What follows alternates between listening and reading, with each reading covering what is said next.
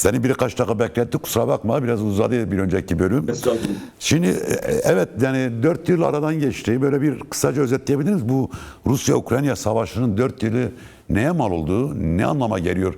Avrupa'nın merkezinde bu savaşın hala devam etmesi. Rusya-Ukrayna savaşının hinterlandına baktığınız zaman aslında şöyle bir tablo ortaya çıkıyor. Hatırlarsak Şubat 2014 bir kırılmaydı. Nasıl bir kırılmaydı? Putin yönetimi karar aldı ve Ukrayna'nın Kırım bölgesini işgal etmişti.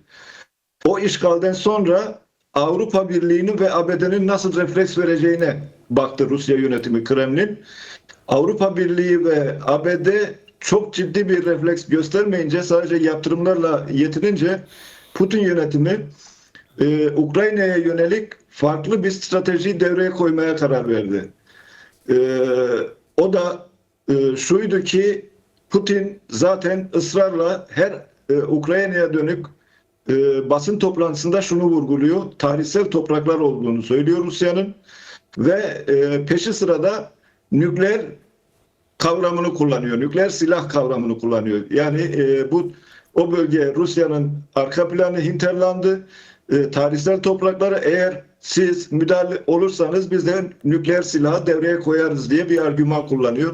Yani dolayısıyla sadece ABD'yi, Avrupa Birliği Ukrayna'yı tehdit etmiyor, aynı zamanda bütün dünyayı, bütün insanlığı, ekolojiyi, ekosistemi de tehdit etmiş oluyor o politikayla. Karşı tarafta yine benzer şekilde farklı şekillerde nükleer silahı gündeme getiriyor.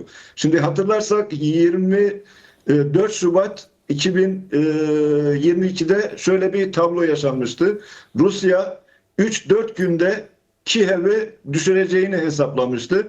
Yani 24 ve 28 Şubat arasında, Mart ayı başlamadan Kiev'i düşürmeyi hesaplıyordu ki tankları, öbek öbek tankları katar katar yola düşürmüştü ve Kiev'e doğru tanklar gidiyordu. O dönemde analistler, yorumcular neden bu kadar açıkta tanklar ilerliyor diye sorulduğu zaman şöyle bir yorum yapmışlardı: Putin'in düşündüğü bir şey var, bildiği bir şey var. Oysa ki daha sonra ortaya çıktı ki aslında Soğuk Savaş döneminin konseptiyle, stratejisiyle hareket ettiği ortaya çıktı.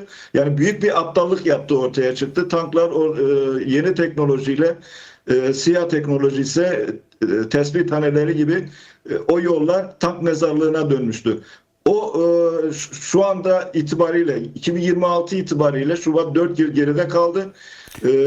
İki ülkede çok ağır kayıp vardı ama Rusya'nın kayıpları çok ağır oldu. Neden ağır oldu? Çünkü başka bir ülkenin toprağında, özellikle kış koşullarında, bataklık oluşan bölgelerde, başka ülkenin topraklarında hareket ettiği için kayıpları çok ağır oldu.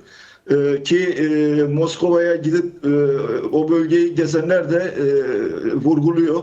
Taze mezarlıkların dolu olduğunu söylüyor Moskova'da.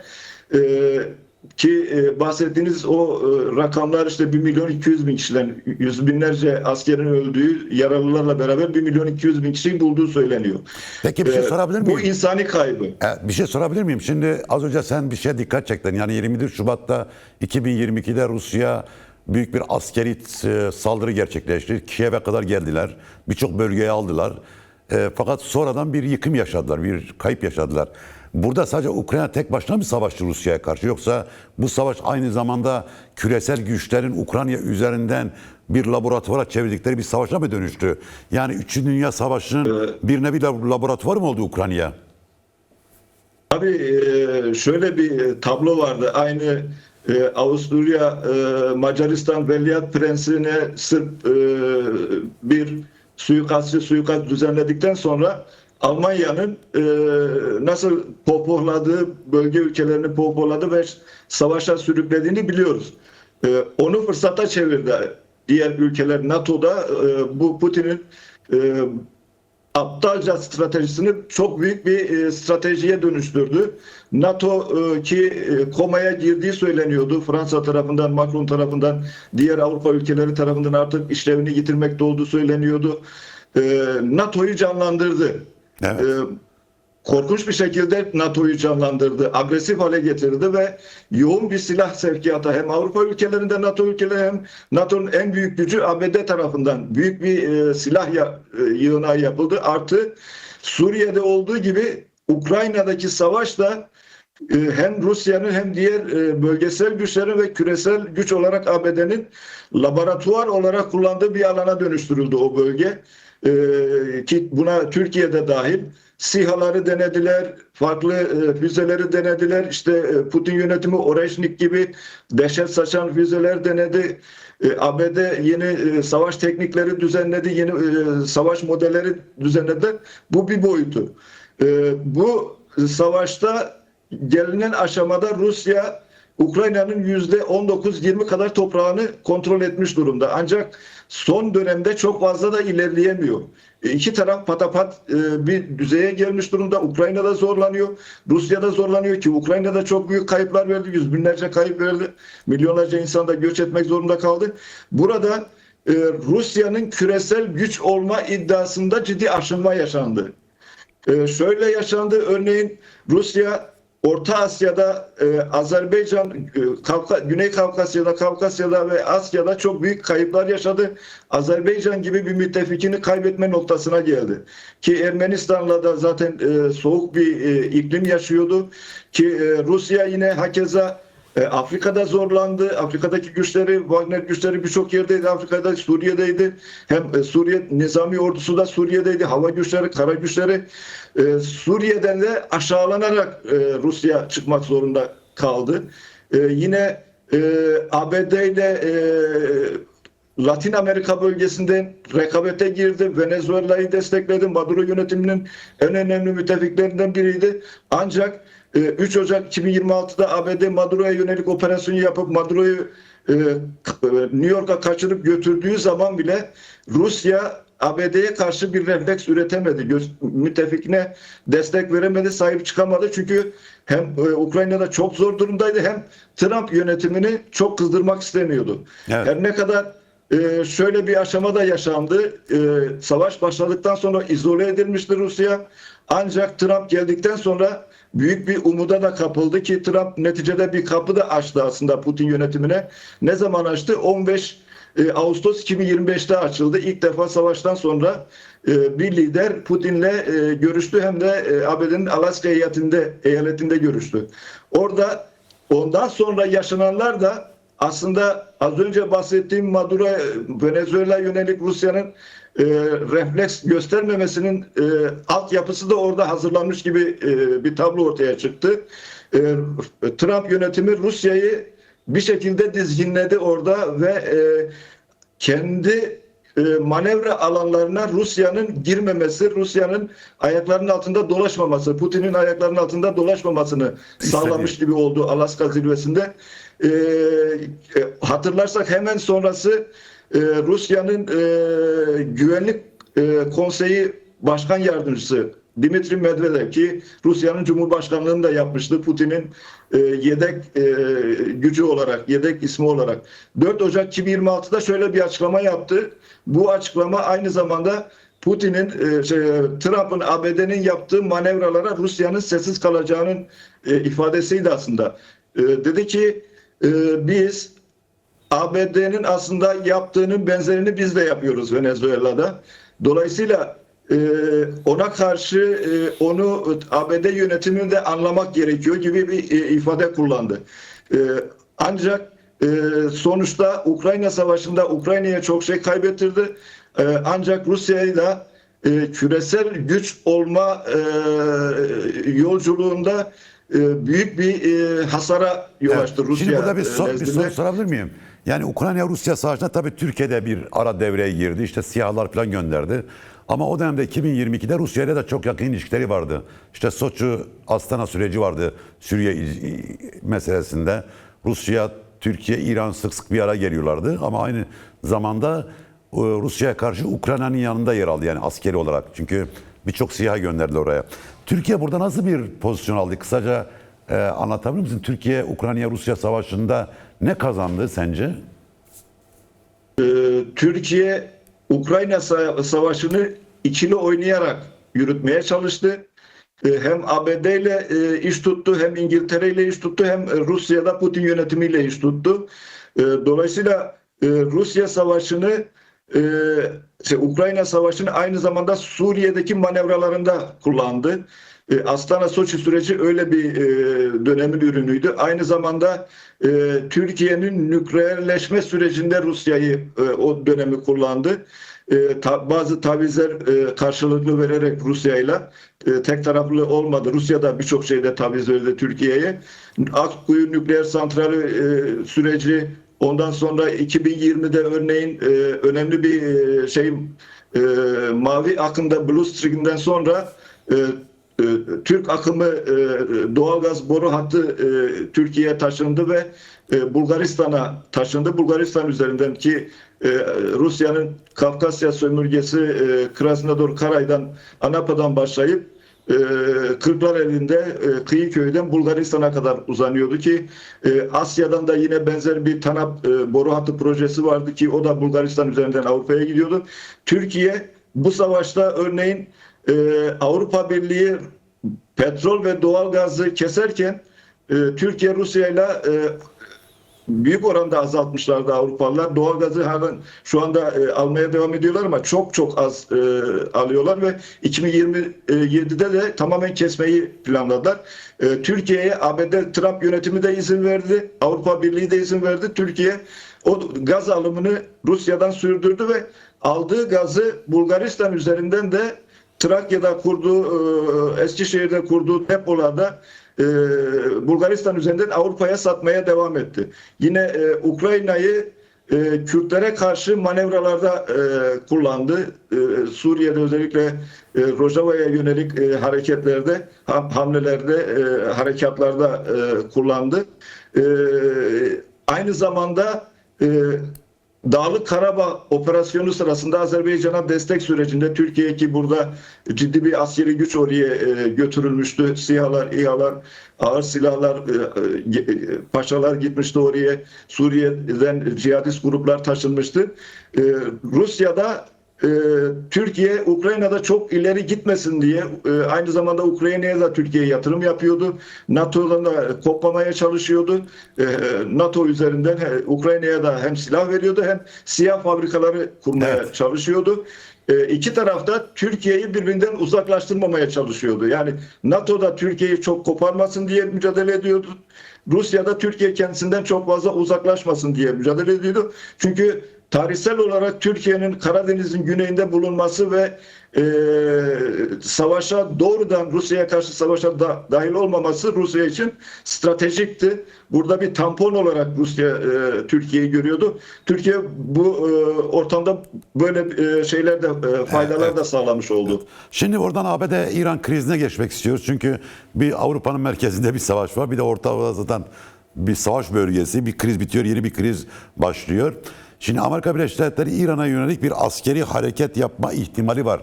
Ama görüşmeler devam ediyor. Sence ABD-İran arasındaki bu kriz her an bir sıcak çatışmaya dönüşebilir mi? Şubat ayında, Nisan 2025'ten bu yana Trump yönetimi aynı zamanda müzakere de yürütüyor aslında İran'la. Nisan 2025'ten 26 Şubat 2026'ya kadar 8 tur görüşme yapıldı. Umman'da başlamıştı. 26 Şubat 2026 itibariyle yine Cenevre'de o turların 8.'si devam etti ki aynı paralel olarak aynı zamanda Rusya, ABD, Ukrayna müzakereleri de Cenevre'de yapılıyor ki ABD'nin özel temsilcisi Witkoff da sık sık Moskova'ya gidip geliyor, Putin'le görüşüyor. O iki müzakereyi birlikte sürdürmeye çalışıyorlar. Ancak örneğin son yapılan müzakerelerde şöyle bir tablo çıktı. Bu da aslında müzakerelerin çok iyi gitmediğine işaret. İran yönetimi resmi ajanslarında da açıklamalar yaptılar. ABD'nin çelişkili yaklaşım sergilediklerini söylüyorlar. Bunun da riskli olduğunu söylüyorlar. Görünen tablo şu. ABD, Trump yönetimi müzakereleri İran'ı hem bu maksimum baskı politikasıyla maksimum kuşatma politikasıyla sıkıştırmaya çalışıyor. Hem bu sıkıştırmayı yaparken, yığınaklamayı yaparken müzakereleri de sürdürerek İran'ı çelişkide bırakıyor. İran'ı çelişkide bırakırken İran'ı kafasını karıştırmaya çalışırken diğer taraftan yığınaklarını ve pozisyonlarını netleştirmeye çalışıyor İran etrafında. ABD'nin ortaya koyduğu şartlarla İran'ın ortaya koyduğu şartlar birbirinden çok zıt. İran bu şartları kabul ettiği zaman bayrağı çekmiş olacak. Anahtarı bir nevi ABD'ye teslim etmiş olacak. Bu şartları kabul etmediği zaman ise çok ağır bir saldırı gerçekleşecek ki emareler onu gösteriyor. Çünkü ABD yönetimi de Trump yönetimi de İsrail yönetimi de hem Netanyahu hem Trump farklı bir aynı zamanda denklem yaşıyorlar. İki ülkede de seçimler yaklaşıyor. Trump'ın yapılan anketlerde halkın %60 kadarının Trump yönetimini beğenmediği ortaya çıktı. Bu artabilir de ki diğer bir faktör Epstein dosyasında Trump çok zorlandı, çok yıprandı. Bütün bunları hem eğer seçimi Cumhuriyetçiler Kasım 2026 seçimini kaybederlerse, demokratlar kazanırlarsa Trump'ın 4 yılı tamamlayamama gibi bir durum da ortaya çıkacak. Yani Trump için hayat memat meselesi. Dolayısıyla Trump hem Epstein dosyasından sıyrılmak isteyecek hem seçimde bir şekilde Cumhuriyetler destek vermeye çalışıp İran'a saldırıyla o seçimi kazanmaya çalışacaklar. Çünkü seçimi kazanmadıkları zaman Trump'ı çok kirli işlerde Cumhuriyetçiler kullanıyor. Trump'ın kişilik yapısından dolayı da, agresif yapısından dolayı da, dengesiz yapısından dolayı da ki kendi müttefiklerine bile bazen çok ağır hasar veriyor. Oysa ki ABD'nin establishment dediğimiz yapısı şunu biliyor. ABD eğer küresel bir güçse, dünya genelinde etkili olabiliyorsa bu müttefiklerinin sayesinde gerçekleşiyor. Bu NATO müttefikleri ve Asya'da Japonya gibi müttefikler, Güney Kore gibi müttefikler, Orta Doğu'da Türkiye gibi müttefikler, İsrail gibi müttefikler ve Körfez ülkelerinin sayesinde gerçekleşiyor. Trump bütün bu denkleme züccaciye dükkanına giren fil gibi dağıtmaya çalışıyor. NATO'yu yıpratmaya çalışıyor. Bütün bunlar ABD yapısı tarafından aslında fark ediliyor. Ancak bir an önce Trump'ı kirli işlerde de kullanmak istiyorlar. Peki, O şimdi bir şey yayılmacı işlerde de işte Grönland, İran, Panama kanalı gibi hevesler aslında bu şekilde. Trump İran savaşı sonrası da muhtemelen Trump'ın Cumhuriyetçiler bir şekilde ekarte edip devreden çıkaracaklar gibi görülüyor. Dolayısıyla İran'a yönelik bir saldırı çok kısa sürede kaçınılmaz gibi görülüyor. Bunun diğer faktörleri de şunlar. Çünkü İran nükleer silah sahibi olursa bölge ülkelerine çok büyük bir tehdit olarak algılanıyor. Körfez ülkelerine, İran'a büyük bir tehdit olarak algılıyor. Peki, aynı zamanda bir şey sorabilir miyim? Evet, bir şey sorabilir miyim? Yani İran'a yönelik bir Amerikan saldırısına karşı İran'ın yapacakları nedir yani? İran buna karşı ne kadar güçlü durabilir? Çünkü İran'dan da böyle tehdit açıklamaları geliyor. Şöyle vururuz, böyle vururuz, şu hedefleri vururuz diye. Gerçekten İran'ın yani 2025 Haziran'daki bu İsrail'in İran savaşında gördük bazı şeyleri. Bu tehditler ne kadar gerçekçidir? Kısaca bu konuda görüşlerini almak istiyorum. İran aslında toplumla, halklarla bağlarını koparmış bir ülke. Şu anda iktidarda olan Ali Hamaney Cumhurbaşkanlığından gelmiş. Hümeyni'nin altında çalışmış bir isim. Örneğin göreve gelir gelmez KDP İran Genel Sekreteri Kasimlo'ya çok kısa bir süre sonra göreve oturur oturmaz Hamaney Viyana'da hem Kasimlo'yu hem KDP'nin Merkez Komitesi üyeleri ve ara bulucu profesörü katletmişti. Yine hemen 92'de de Kasimlo'nun yerine İKDP Genel Sekreteri olan Şeref Kendi'yi, Sadık Şeref Kendi'yi muhaliflerle Berlin'de görüşürken, İranlı muhaliflerle ekibiyle birlikte görüşürken katletmişti. Yine Kürtlere İran'da Molla rejimi kutsal bir savaş ilan etmişti ki diğer halklara da, solculara, komünistlere de yine böyle bir savaş ilan edilmişti.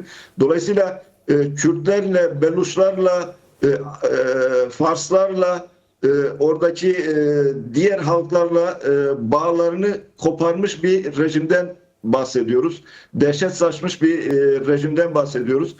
Bunu böyle bir rejimi, teknolojisi ne kadar üstün olursa olsun teknolojiyi kullanan insandır. Gönüllü olarak, motive olarak bir savaşa katılmazlar. Savaşı İran aslında başlarken kaybetmiş durumda.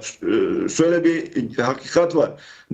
Nasıl ki Türkiye 103 yıldır Kürtlere, Ermenilere, Alevilere, Süryanilere, Rumlara borçluysa, İran'da 47 yıldır oradaki Kürtlere, oradaki Beluşlara borçlu bir ülke. Bu ortamda İran yayınlayarak işte simülasyon videoları, yapay zeka ordularıyla gösteri yaparak bu savaşı kazanamaz ki biz bunu 12 Haziran 2025'te 12 gün savaşında da belirtmiştik, vurgulamıştık. Çünkü herkes o dönemde yine İran'ın işte Libya'ya benzemeyeceğini, Irak'a benzemeyeceğini söylüyordu. Şu anda da işte Venezuela'ya benzemeyeceğini söylüyor. Oysa ki o bahsettiğimiz arka plan aynı zamanda ekonomi çöküntü de söz konusu. Evet. Dışarıya vekil güçlere büyük paralar, büyük bütçeler, silahlar aktarırken yoksul halkı çok kötü durumda. Oradaki halklar çok kötü durumda. Öyle bir uzaklaşma da var sistemden. Devrim muhafızları kilit ekonomik alanları Mollalarla birlikte parsellemiş durumda. İran'ın görüntüsü bir filmi vardı. Yani o filme bakıldığı zaman bile İran rejiminin ne menem olduğu ortaya çıkar. Sorayı taşlamak diye gerçek bir hayattan alınan bir hikaye vardı. Kadınlara yönelik nasıl bir rejim politikası uyguluyor. Kadınları da kendisinden uzaklaştıran bir rejim. Dolayısıyla 12 gün savaşın döneminde de öncesinde de belirttiğimiz gibi İran'ın bu ortamda refleks üretme kapasitesi yok. İran çok abartılan bir ülke. İran şu andaki durumda İsrail'de, ABD'de çok kötü duruma düşmüş, zor duruma düşürebilir. Orta Doğu'da şöyle bir hakikat var aslında. Bölgesel güç olmak yarışına giren, boşlukları doldurmaya çalışan, şu anda Orta Doğu'da yeni dizayn yapılırken İran boşluğu doldurmaya çalışıyor, Türkiye boşluğu doldurmaya çalışıyor, Suudi Arabistan, Mısır, bu bölgesel güç mücadelesi veriliyor. Ancak ve İsrail, şunu görüyoruz, Mısır İsrail'le baş edemeyecek, İsrail'le boy ölçüşemeyecek, İsrail'in bileğini bükemeyecek bir ülke. Suudi Arabistan, Mısır'ın bileğini bükemeyecek bir ülke. Irak, Türkiye'nin bileğini bükemeyecek bir ülke.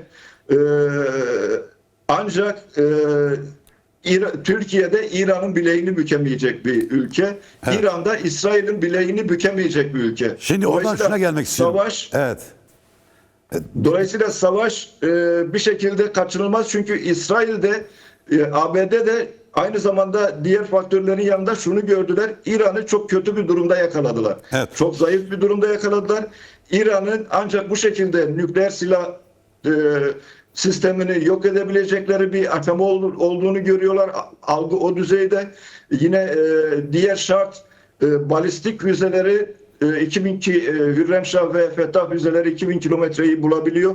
O füzeleri yok edip sadece 300 kilometreyle sınırlı füze üretme izni verebileceklerini söylüyorlar.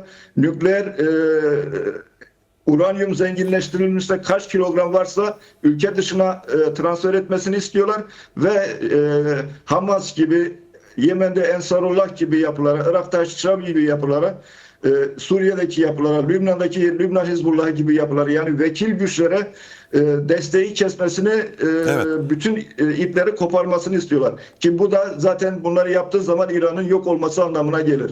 Böyle bir tablo söz konusu. Ama şimdi, Türkiye'de burada farklı hesaplar içerisinde. Çok kısa arayacağım çünkü vaktimiz bitmek üzere. 2 dakika. Yani Kürt örgütleri de ortak bir tutum sergilediler. Dün 2 gün önce 5 Kürdistanlı örgüt bir araya geldi. Roşatlı örgüt. Ortak bir deklarasyon açıkladılar ve ortak bir koordinasyon oluşturdular. Bu İran krizinde nasıl bir yere oturuyor sence Kürtlerin bu birlikteliği? Çok kısa rica ediyorum. Evet. Santuzu savaş sanatında şöyle bir ifade kullanır. Ne zaman savaşıp ne zaman savaşmayacağını bilen kazanır. Kendini tanımayan düşmanı tanımıyor. Kendini tanıyorsan ve düşmanı tanımıyorsan ancak zafer kadar yenilgiyi de tadarsın diyor. Kendini de düşmanı da tanıyorsan kazanırsın. Kendini ve düşmanı tanımıyorsan muharebede yenilirsin. Kürtler uzun süre ulusal birlik mücadelesi yürüttüler. Ulusal birliği oluşturmaya çalıştılar. Ancak çok geç kaldılar aslında. Şöyle geç kaldılar ki 2022'de Jinjiyan Azadiye Ekim ayından 2026'da da süren Jinjiyan Azadi Mahsa Emini Jina Mahsa Emini ayaklanması sürecinden 4 yıl geçmiş ve 4 yılda bu birliktelik, bu ittifak sağlanamamış. Bu 4 yıldan sonra 6 Ocak'ta önce diyalog merkezi ilan edilmesi, 22 Şubat'ta İran Kürdistan'ı siyasal güçler ittifakının ilan edilmesi önemli bir aşama. Ancak burada çok kritik bir anahtar var. Daha doğrusu iki anahtar var. İki kapının açılması gerekiyor. O da şu ki diplomaside Kürtlerin birlikte hareket etmesinin ne kadar hayati olduğu Rojava'da görüldü. Çünkü evet. Şara yönetimi bile sık sık işte Kürtler hepsi aynı dalga boyunda değil, aynı kulvarda ilerlemiyor. İşte Enekesi gibi yapılara işaret ediyordu, KDP gibi yapılara işaret ediyordu. İran'da da Kürtlerin diplomaside birlik olması önemli. Ancak o dediğim iki kapı var. O iki kapı da şu: KDP ve YNK. Ki en son 23 ve 24 Şubat 2026'da ABD'nin özel temsilcisi Thomas Barak'ın hem Bağdat'ta hem Hevler'e hem Süleymaniye'ye gitmesi, Bafıl Talabani, Mazlum Abdi, Kubat Talabani'nin katıldığı toplantılara katılması sadece aslında Suriye ile ilgili değil, İran'la ilgili de bir toplantı bu. Çünkü YNK İran'a yakın, İran'la birlikte hareket etmeye çalışan bir yapı. KDP oradaki durumdan faydalanmaya çalışıyor. Halen AKP, MHP yönetiminden kopmamış bir yapı. O İran'daki bazı örgütler bu ittifaka katılmadı. Niye katılmadığı soru işaretleri var. KDP'nin ve YNK'nin bu ittifakı besleyici tutum alması gerekiyor ki bu ittifak o zaman hakikaten hem İran için hem İran'daki Kürdistan eyaleti için hem diğer eyaletler için hayati olsun. Çünkü İran'da aslında sadece son cümleni İran rica rejimi etsem, Kürdistan Mehmet Ali, eyaletine... vaktimiz tükendi. Son cümleni alayım.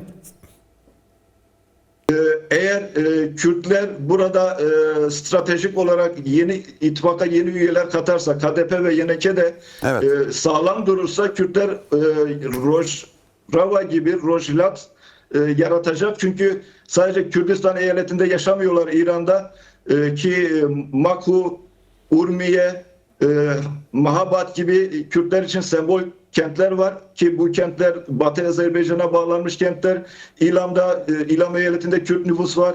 Hamedan, Ektaban'da Kürt nüfus var ki o bölgede hem Part İmparatorluğun başkenti hem Med İmparatorluğun başkentliğini yapmış bir alan. Aynı zamanda diğer Kuzey Horasan'da Kürt nüfus var. Razavi Horasan'da Kürt nüfus var.